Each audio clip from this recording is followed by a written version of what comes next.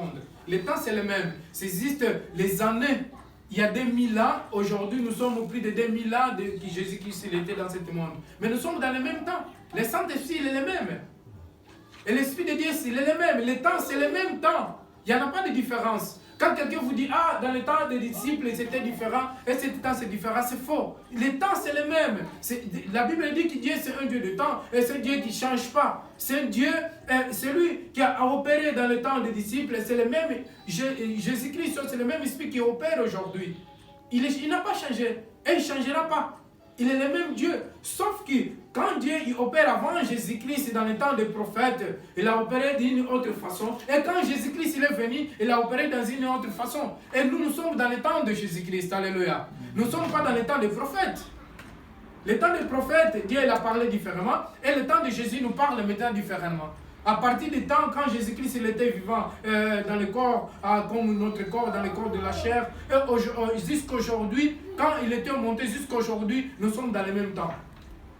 Alors, la Bible dit qu'après sa femme, il est aussi venu. Mais là, nous n'allons pas parler de ça, parce qu'on est en train de parler de qui est le Saint-Esprit. Sa femme aussi, après il est venu, il a menti aussi les mêmes choses. Après il est tombé, il était mort aussi, si vous continuez cette histoire-là à la maison. Amen. Comme j'ai déjà dit, les mensonges, ce n'est pas bonne chose. L'orgueil, ce n'est pas bonne chose. Mentir, l'orgueil, tout ça. Donc ce sont des choses charnelles. Alors, et Ananias, il avait menti, Saint-Esprit. Et la Bible nous dit que le Saint-Esprit, il est Dieu. Comme là la Bible dit. Et dans ce verset, le Saint-Esprit il est comme Dieu. Alors, le Saint-Esprit, comme Jésus l'avait dit, c'est la raison pour laquelle Jésus dit, moi je vais aller au ciel, si vous voulez savoir, c'est trois choses qui identifient Dieu. Quand les gens disent que non, il y en a trois dieux. Oh, comme exemple, certains musulmans disent non, il y en a trois dieux, vous adorez trois dieux, et nous adorons un Dieu unique. C'est-à-dire que Dieu, il est un seul. Mais cet Dieu-là, il s'identifie en trois personnalités. Il y a le Dieu le Père, il y a le Fils qui est la parole de Dieu, il y a le Saint-Esprit. Mais c'est la même chose. Et si vous voulez savoir, le plus pire encore, normalement, entre tous les trois là, ceux qui, comment je dirais, je crois les plus puissants, peut-être c'est le Saint-Esprit, comme la Bible dit. Parce que Jésus avait dit que je vais aller au Père et je vous envoie le consolateur, le Saint-Esprit, et restera avec vous pour l'éternité d'éternité. Et la Bible nous parle que c'est lui. Et une personne peut croire en Jésus-Christ. Une personne, il peut croire en Dieu. Mais sauf que si cette personne n'a pas le Saint-Esprit, c'est-à-dire que cette personne, Dieu n'est pas en lui. C'est pour cela, une personne, pour être appelée enfant de Dieu, il est identifié à travers le Saint-Esprit. Le Saint-Esprit, c'est un signe que Dieu nous a donné pour être appelé des enfants de Dieu. Alléluia. C'est-à-dire que quand quelqu'un il a le Saint-Esprit, cette personne, il s'appelle enfant de Dieu. Il devient enfant de Dieu. Mais il y en a beaucoup de gens aujourd'hui qui croient en Dieu. Mais ils ne sont pas appelés des enfants de Dieu. Il y en a beaucoup de gens qui croient en Jésus, mais ils ne sont pas appelés des enfants de Dieu. Parce que le Saint-Esprit n'est pas là. On devient des enfants de Dieu. On est appelés des enfants de Dieu dès qu'on reçoit le Saint-Esprit. Mais normalement, quand quelqu'un est baptisé, ses péchés sont pardonnés, cette personne, automatiquement, il reçoit le Saint-Esprit. Alléluia. Amen.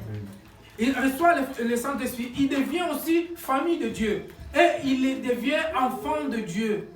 Et il entre dans la famille de Dieu. C'est ça que Jésus avait dit à sa famille, que celui qui écoute ma parole, c'est lui qui est mon frère et ma mère, c'est lui qui écoute la parole de Dieu.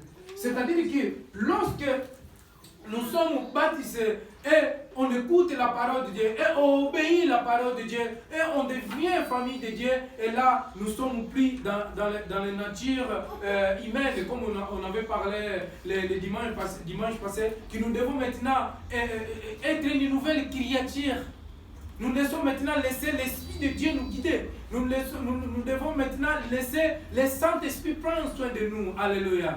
Que le Saint-Esprit nous guide, que le Saint-Esprit nous dirige.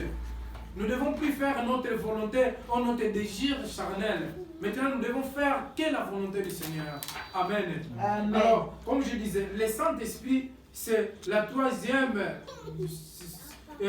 personne de la Trinité. Mais le Saint-Esprit, il est Dieu lui-même. Parfois, c'est un peu difficile que nous puissions comprendre ces choses-là. Mais comme Dieu il nous a montré, exemple, un jour, Dieu m'a montré que Jésus, Dieu, je vous avais donné un exemple, comme une bouteille, on met de l'eau dedans. Exemple, Dieu m'a montré comme une personne, Dieu il était comme exemple, comme moi je suis là. Exemple, nous allons donner un exemple très simple. Nous, dans notre corps, nous avons le corps et nous avons l'âme et nous avons l'esprit. Alors, quand la Bible il dit que Dieu il a créé l'homme selon son image, Dieu il avait fait la boue et après là il avait souffert à l'homme. Alors l'homme il est devenu une image de Dieu, il est devenu être vivant. Alors dans l'homme, normalement quand une personne, quand un homme il meurt, cet homme, le corps il meurt, il va dans la terre, l'esprit il va au ciel. Et l'âme, il sera jugé, c'est lui ce que nous avons fait dans ce monde. Alléluia. L'esprit et l'âme, ils ne meurent pas. Ce sont des choses qui ne meurent pas. Mais le corps, il meurt. Et le corps, il meurt, il va dans la terre où est venu. Amen. Mais là, si nous allons voir la nature de Dieu, l'esprit et Dieu et la parole, ce sont les mêmes choses. Ce sont les choses immortelles. Amen.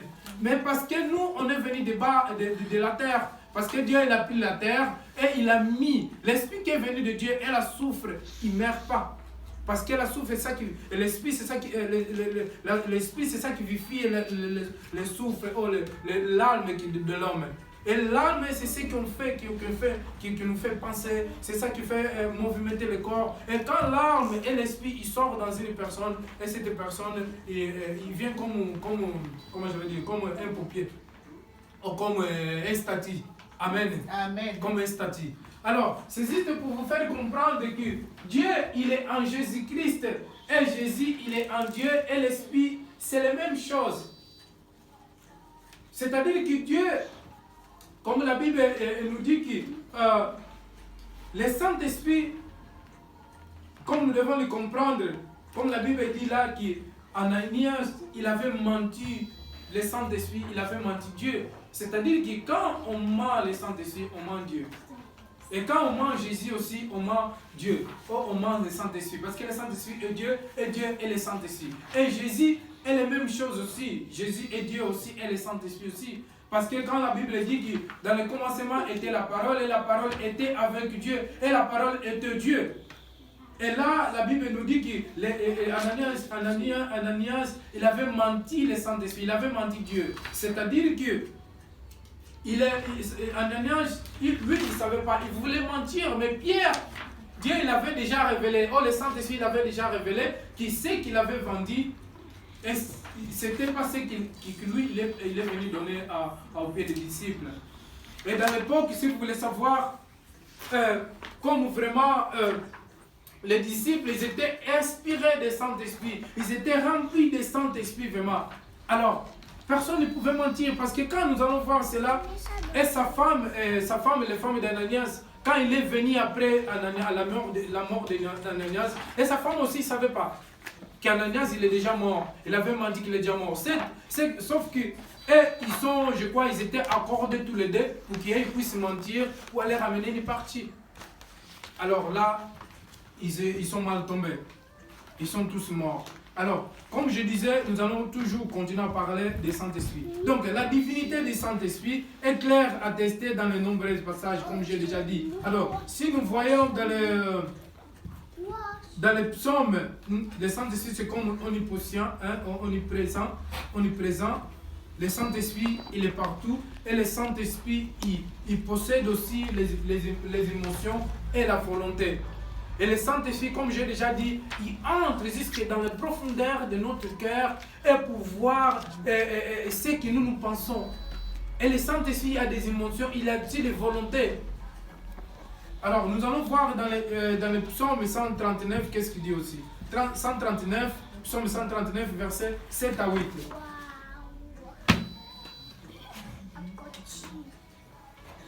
Psaume 139. 7 à 8.